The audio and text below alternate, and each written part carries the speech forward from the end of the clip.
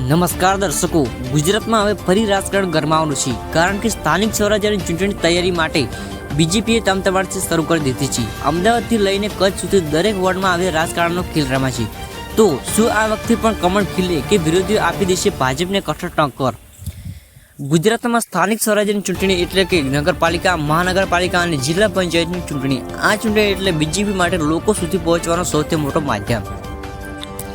આ વખતે ભાજપે ખૂબ વિચારીને આખી યોજના બનાવી છે. દરેક વોર્ડમાં સ્નેહ મિલન સમારોહ યોજાશે, એટલે મતદારો સાથે સીધી વાતચીત.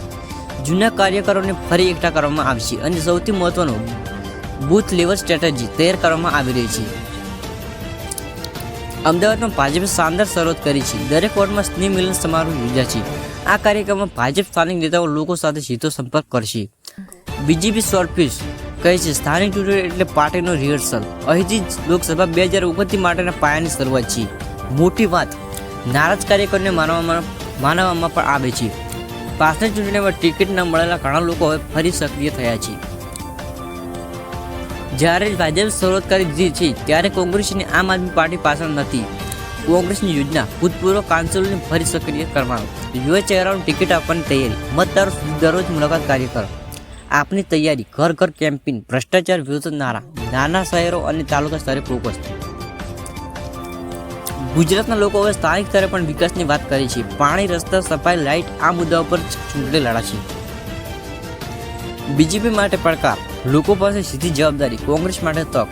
સ્થાનિક સમસ્યાઓ પરથી હુમલો, આપ માટે આશા, નવા મતદારનો સપો. રાજકીય વિશ્લેષકો કહે સ્થાનિક ચૂંટણીમાં જે જીતે તે જ આંખની મોટી ચૂંટણીમાં પણ દબદબો બતાવે છે. ભાજપની અંદર પણ હલચલ ચાલી રહી છે. ઘણા જૂના નેતાઓ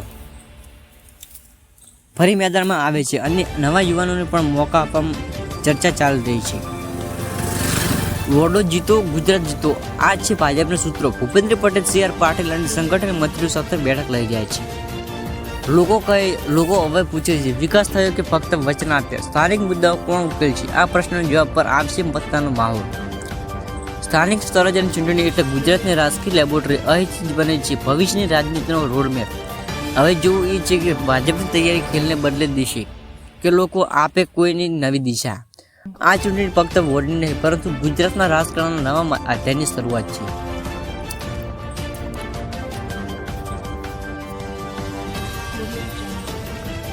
અમદાવાદ શહેરમાં બીજેપીએ ખૂબ જ શાનદાર આયોજન કર્યું છે. દરેક વોર્ડમાં સ્નેહ મિલન સમારોહ યોજવામાં આવશે. સ્થાનિક નેતાઓ, બૂથ પ્લેસમેન્ટ અને વોલેન્ટિયર્સ દ્વારા સીધો સંપર્ક.